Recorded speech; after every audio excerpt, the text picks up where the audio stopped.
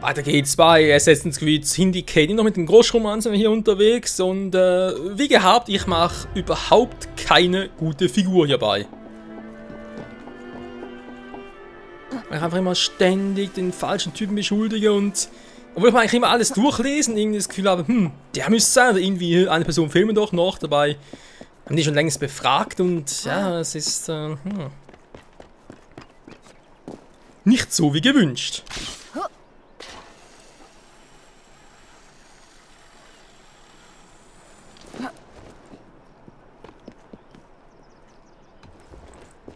Oh, und tschüss. So. Wen haben wir denn da? Groschenmann-Verbrechen, heraufbeschworener Mord. Lösen Sie den Mord an Thaddeus, dem Erstaunlichen, auf. Zur vollen Stunde, babum. Mein lieber Freund, der Ghost Club hält einen außergewöhnlichen Fall für Sie bereit. Der Spiritualist Thaddeus, der Erstaunliche, hat seinen eigenen Tod vorhergesagt. Könnten Sie sich das ansehen? Ich kann es versuchen. Seinen eigenen Tod vorhergesagt. Naja, beim Selbstmord ist es nicht unbedingt sehr schwierig, aber trotzdem natürlich mein Tod vorausgesehen. Ey, er wär schon tot. Kuckuck, da bin ich. Wir haben Besuch. Kommen Sie näher, bitte. Was geht hier vor sich? Lichter. Noch nicht. Hallo, macht doch bitte jemand das Licht an! Oh. Er ist wirklich tot.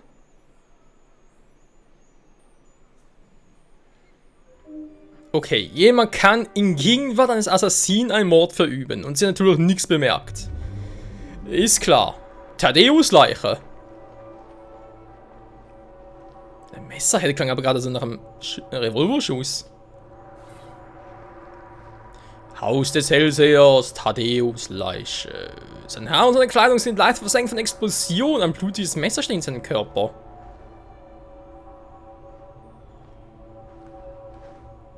Interessant ist vor allem sein Haar und seine Kleidung. Warum das Haar auch?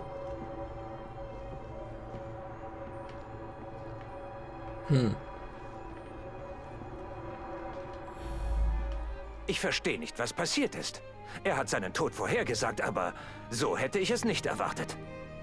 Das ist Dr. Wilburn. Er war ein unglaublicher Hellseher. Ich kam, um ein paar private finanzielle Belange zu klären.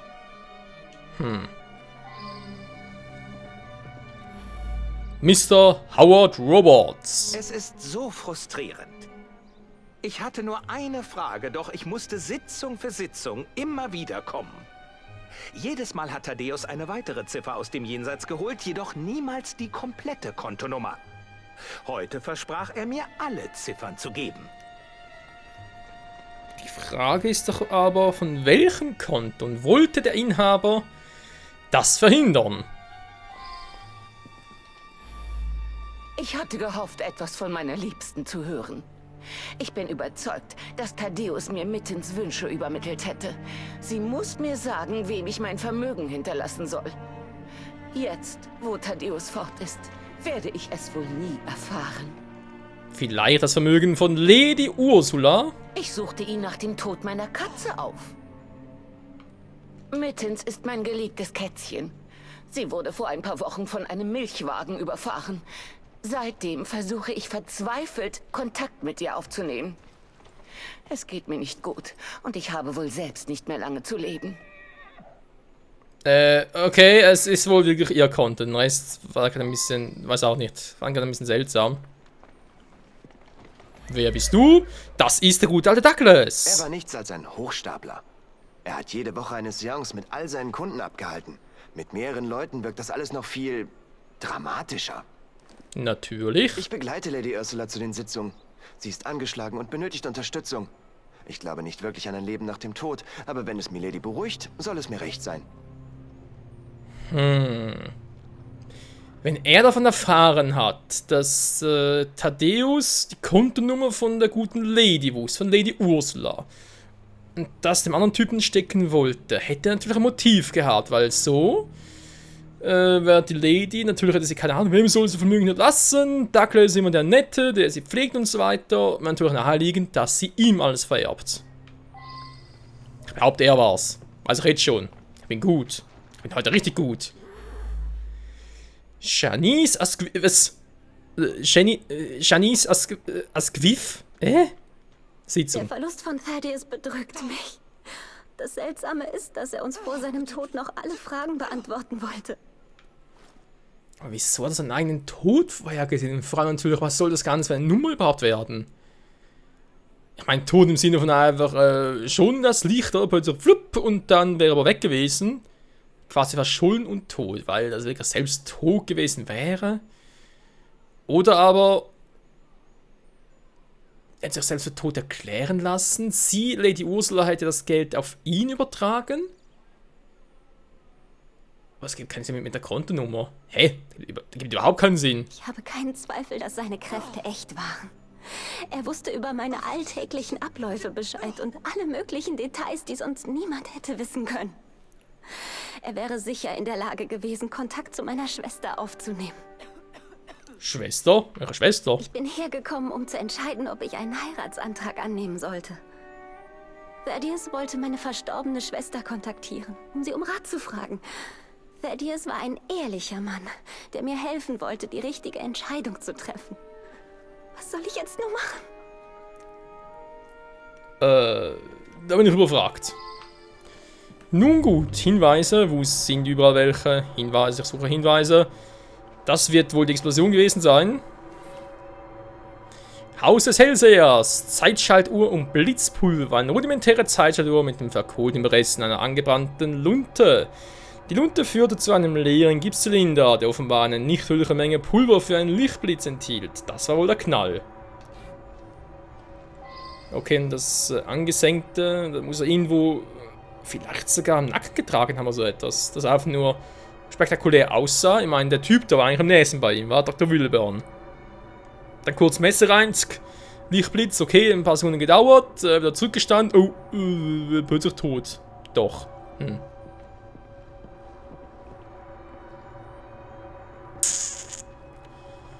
Okay, da gehen wir mal ein bisschen höher. Ich habe noch eine Truhe gesehen, hä. Aber erstmal hier gucken, was haben wir hier Schönes?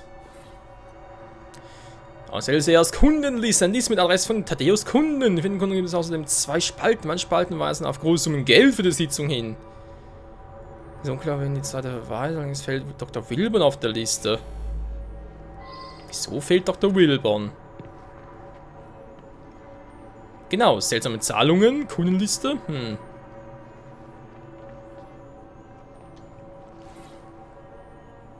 Um Himmels Willen, ich will seine Unterschrift bei der nächsten Sitzung oder ich werde dich bloßstellen. AR.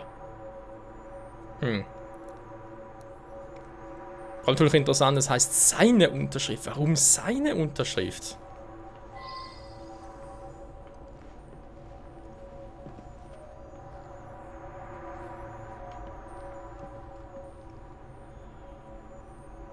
Ah ja, wird wohl kaum Dr. Wilburn gewesen sein. Aber Robots wird irgendwie auch nicht ganz passen. Das schon eher.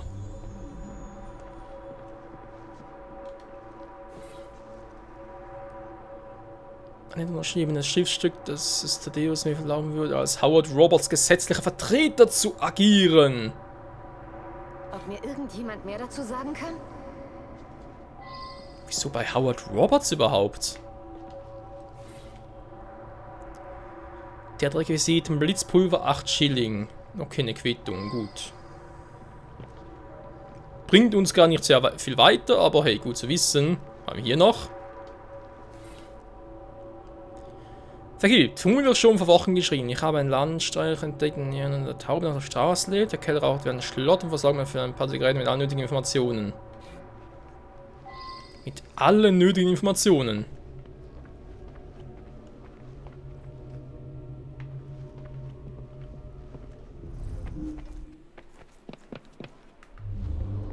Oh, oh nö, sondern rausgehen. Oh, Menno. Thaddeus meinte, dass ich die Papiere unterzeichnen sollte, um meinem toten Vater zu zeigen, dass ich vollstes Vertrauen in Thaddeus habe. Ja, ist klar. So doof war er wirklich, oder was? Gab er kaum.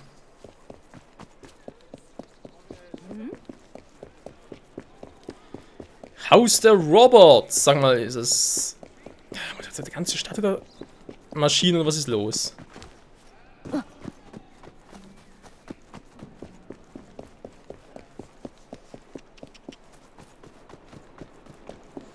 Ah, ja, Roberts würde passen.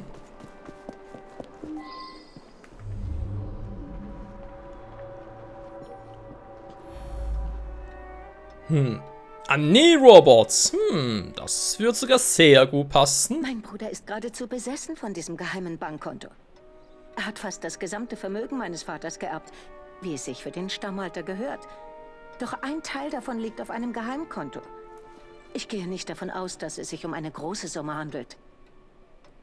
Eine Handlungsvollmacht für einen Hellseher? Das klingt in der Tat äußerst seltsam. Ich bin manches Mal zu den Sitzungen mitgegangen. Ich dachte, mein Bruder verschwendet dort nur seine Zeit. Mhm. Hier gibt es 3 Hinweise offenbar. Jo, einer ist da unten. Aber die anderen müssen ja hier oben sein.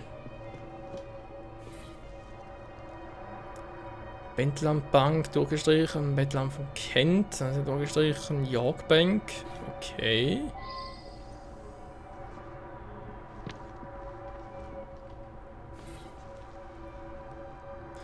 Notizen im Testament des Vaters hinzugefügt wurden, denn dass der große Vermögen sicher auf dem Konto verwahrt wird. Die genauen Details werden meinem Sohn mündlich mitgeteilt.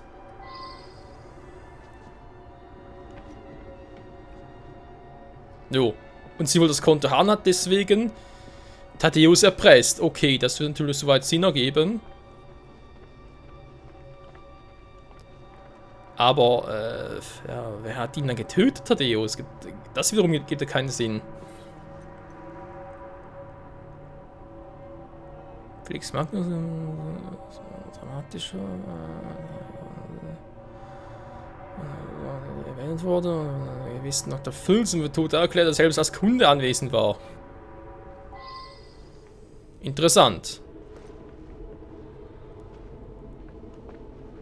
Felix Magnus.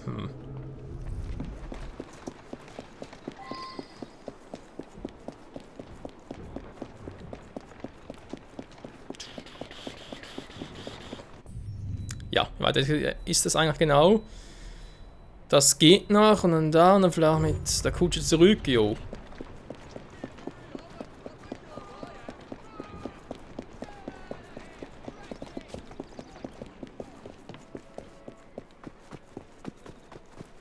Gleich sind wir da, gleich sind wir da. Wupp.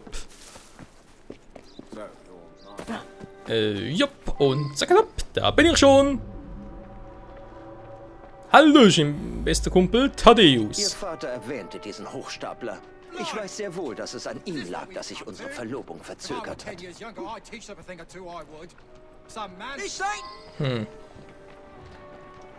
Was ist hier mit? Boah, mein lieber Junge, wenn du mir nicht bis Ende des Monats Geld besorgst, steckst du ganz schön in Schwierigkeiten. Die schmerzhafte Art von Schwierigkeiten. Muss ich noch deutlicher werden? Ich glaube nicht.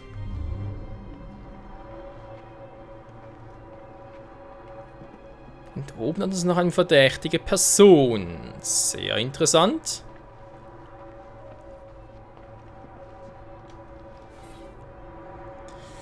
Mr. Everett Brights geschäftliche Pläne wirken vernünftig. Solange er keine anderen dringlichen Verpflichtungen hat, glaube ich, dass, falls ihre Tochter seinen Antrag annimmt, das Geld, das ihm glücklich ein paar mitgebenden Erfolg Mr. Botton nehmen, Chinesen oder möglichen wird. Sollte ich einen Verdächtigen befragen. Jo, das sollst du, glaube ich, auch. Ja. Denke ich auch, dass du solltest, wie auch immer. Mir fehlen noch. Ja, frag halt erstmal ihn. Colonel Escrive, Genies Vater. Trauen Sie nie einem Mann, der Ihnen erzählt, was Sie hören wollen. Er führt etwas im Schilde. Er hat die Liebe meiner Tochter zu ihrer toten Schwester ausgenutzt. Mit dem Tod dieses Scharlatans kehrt die Normalität zurück. Nun kann ich endlich die Verlobung meiner Tochter mit Everett Boyd bekannt geben. Du warst es. Ein Mädchen in Jennys Alter sollte heiraten. Everett ist ein sehr vernünftiger junger Mann aus gutem Hause. Er wird mit Sicherheit sehr erfolgreich sein. Oh Mann. Jennys ältere Schwester war äußerst willensstark. Janice ist ihr blind gefolgt. Deshalb bedrückt es mich so, dass sie selbst im Tod noch um ihren Rat fragt. Janice muss endlich lernen, selbst zu handeln. Ich weiß, was gut für sie ist. Bitte was? Sie soll selbst handeln, aber er weiß, was gut für sie ist. Okay. Ja, klar, gibt ja Sinn, hä? Noch ein Stockwerk hoch.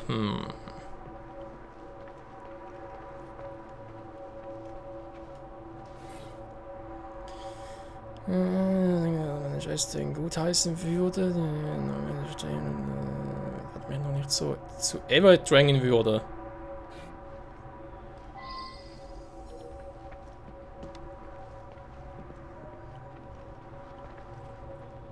Wo zum Henker ist der letzte Hinweis? Hey, nicht doof?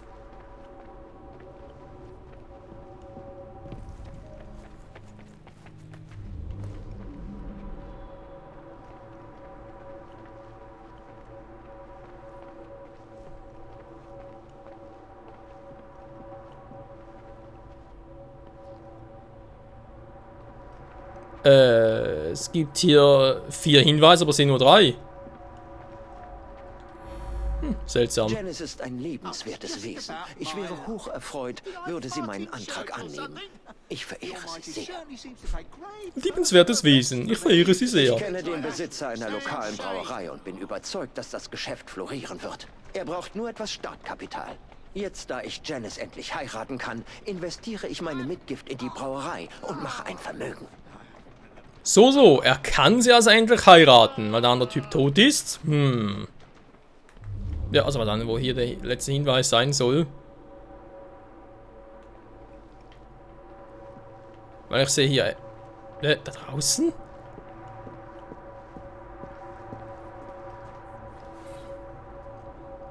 Zigarettenstummel. Ein Haufen ausgedrückter Zigarettenstummel, vermutlich vom Landstreich. Es riecht noch nach Zigarettenqualm.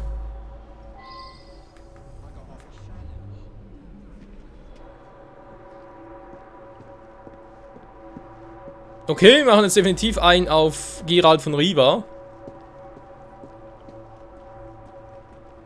Alter, der muss echt Kettenraucher sein. Noch schlimmer, ey.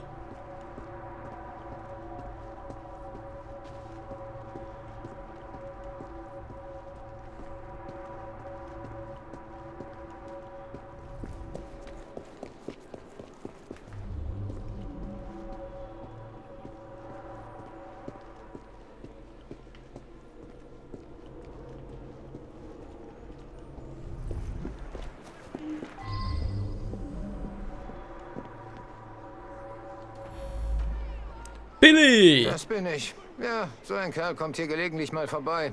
Gib mir ein Sixpence-Stück und ich erzähle ihm dafür, wer in diesem Haus ein- und ausgeht. Er hat nichts Ungewöhnliches an sich. Ein ganz normaler Kerl eben. Er geht immer dort drüben in dieses Gebäude.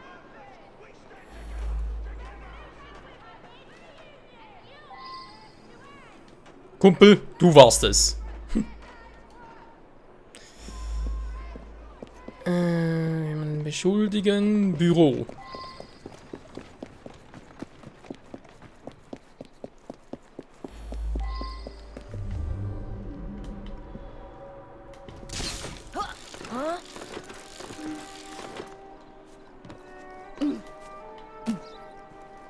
Und rein in die gute Stube.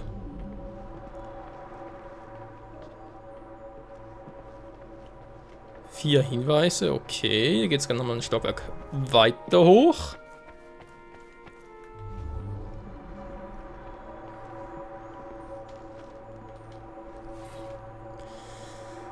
Ja, das sind identisch, sagen unterschiedliche Namen. Okay. Was hat das jetzt mit unserem Fall zu tun? Also ganz ehrlich, teilweise denken wir einfach nur so, sind diese Fälle komplex, ey.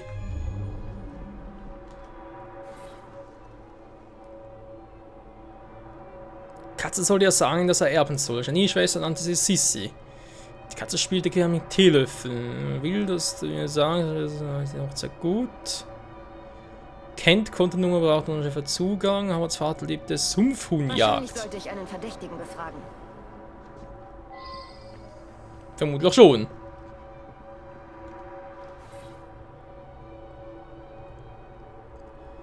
Dann sind sie bei Kentner Bank. Okay.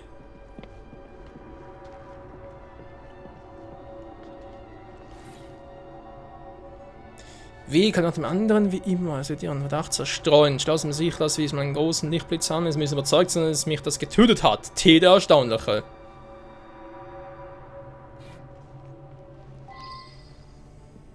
Tja, wie? Wie.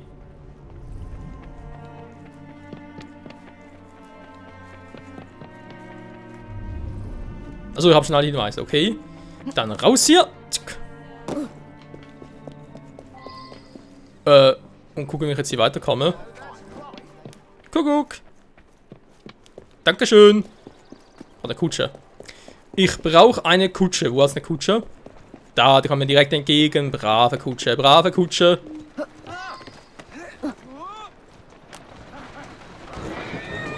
Mann. Trottel. Bums. Ja, das ist eine Fernstärke, Freunde. Das ist noch Qualität. Und hier alles im Weg räumen kann.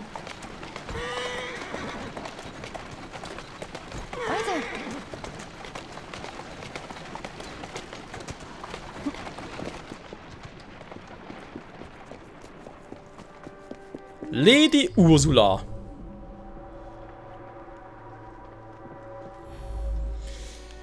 Miriam. Lady Ursulas Gesundheit ist stark angeschlagen. Und seit dem Tod ihrer Katze hält sie womöglich gar nichts mehr am Leben. Nicht gut. Er ist seit vielen Jahren Lady Ursulas Butler. Wir wollen bald heiraten. Aber zuerst muss Douglas sich noch ein finanzielles Polster anlegen. Er meinte, dass er bald zu Geld kommen wird. Ja, jetzt natürlich Thaddeus tot ist und Lady Ursula nicht weiß, wem sie das Geld hinterlassen. So wird sie es natürlich Douglas übergeben. Lady Ursula wollte ihr Vermögen ihrer Katze Mittens hinterlassen. Seit die Katze tot ist, ging sie zu diesem Spiritualisten und hoffte, dass Mittens ihr sagt, wem sie das Geld vererben soll. Sie beschuldigen natürlich. Was bringt das? Das hieß zwar, es sind noch unwahrscheinlich.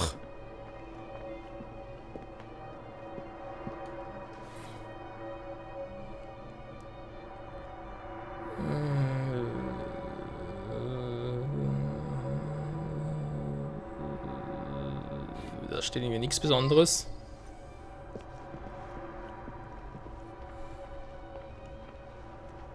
Das Haus des Hellsehers, oh Mann, ey, wie lange dauert den Questen noch? Weißt du, ich habe nichts gegen spannende Fälle, wenn es bitte so komplex ist, du überall hin musst. Hier und da neue Personen hast und wieder neue Fälle, die sich irgendwie ineinander verschlaufen, dann, naja.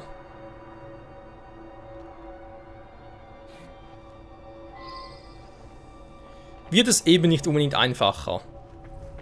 Und vor allem ziemlich unübersichtlich.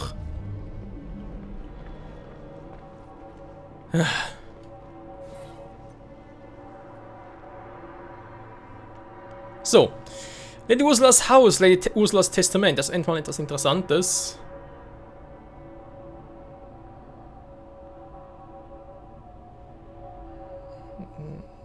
Wartet. Mitten sich mehr. Da ist ja. Ist eigentlich klar, war? Ich meine, die beiden wussten von dem Testament, dachten sich aber so, nee, da ist viel zu wenig. Vor allem Douglas dachte sich das und. Tja, hofft natürlich, dass er ein bisschen mehr kriegt jetzt. Weil andererseits bringt es ja nichts. Also in der Hinsicht, weil Thaddeus hätte ja sicher für ihn, also sprich, das ist die Frage, wa? Wenn Thaddeus und Douglas zusammengearbeitet hätten, was theoretisch möglich gewesen wäre, dann hätte doch Thaddeus ja halt der Lady Ursula gesagt, ja, du eine Katze möchte, dass du alles Douglas übergibst, hinterlässt, fertig. Aber wenn natürlich nicht so war, der Douglas wollte nur mal sicher gehen, dachte er sich so, okay, wenn Thaddeus nicht mehr lebt, dann muss es mir geben, ne, ist logisch. Weil ich habe mich immer um sie gekümmert, auf dem Sterbebett und zwar jetzt sagen, ach mein lieber Douglas, ich lasse dir alle meine Besitztümer und dann wäre er zufrieden.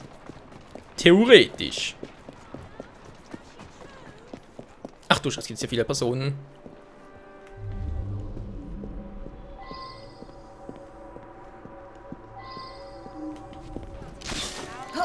Wie kommen wir jetzt hier rein? Der anderen Seite vielleicht?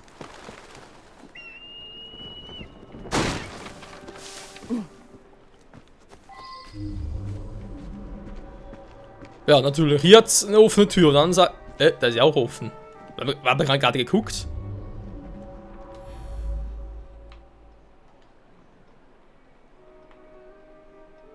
Ja, ein bisschen verwirrend. Sie glauben, Thaddeus wurde bestochen, damit er Milady sagt, wem ihre Katze das Erbe vermachen will? Nun, das wäre in der Tat ein sehr gerissener Plan. Er wollte meinen Plan enthüllen. Er musste bezahlen, bevor er mich bloßstellen konnte. Sag ich ja. Dieser Thaddeus war schon ein äußerst cleverer Geselle. Aber sie haben das Puzzle geschickt zusammengesetzt. Mr. Raymond war an diesem Fall ganz besonders interessiert.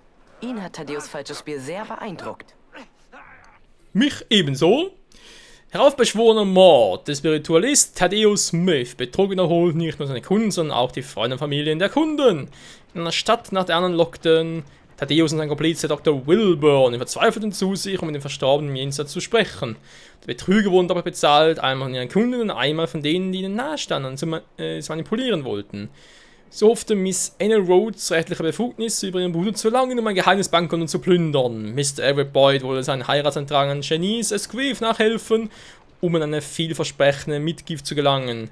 Lady Ursulas Butler Douglas wollte, dass ihre tote Katze ihr empfahl, ihr Vermögen Douglas selbst zu hinterlassen. Doch nichts davon reichte an Thaddeus seltsam Marotte ran, den anderen Betrügern eine Lektion zu erteilen, nachdem er die Kasten seiner Kunden gelehrt hatte. Thaddeus stellte für gewöhnlich diese Manipulatoren bloß, bevor er selbst durch Vortäuschung seines eigenen Todes entkam. Dies wurde durch den vermeintlichen Dr. Wilburn bekräftigt, der sich einfach als wahrer Kunde ausgab. Doch diesem ahnte Anne, dass er vorstand und vereilte den Butler Douglas, verleitete der einzige Betrüger, der zugegen war, Thaddeus in der Dunkelheit zu ermorden. Lebe wohl, Thaddeus, nun kannst du mit dem Verstorbenen im Jenseits lange reden, wie du willst. Henry Raymond. Okay. Also war der Fall doch ein bisschen komplexer, als ich dachte. Also, als ich den ganzen Beschluss beendet habe. Naja. Wir haben es geschafft, das ist die Hauptsache. Friede, Freude, Eierkuchen. Yeah. Gut, wir freuen uns, danke fürs Zusehen. In der nächsten Folge geht es um den Abschluss, dann hoffe ich es endlich mal. Mord im Palast, ja, das muss der Abschluss sein, geht gar nicht anders. Ja, Stockdolche, Taubenstockdolch und dann werden wir hoffentlich uns um diese Fälle hier kümmern können und danach ist Let's Play ein für alle Mal, ja, denke mal hoffentlich oder endlich mal mit einem guten Abschluss zu Ende gehen. In diesem Sinne, danke fürs Zusehen und bis zum nächsten Mal mit dem vermeintlich, hoffentlich am Ende der Groschenromanverbrechen. Bis dahin, ciao zusammen.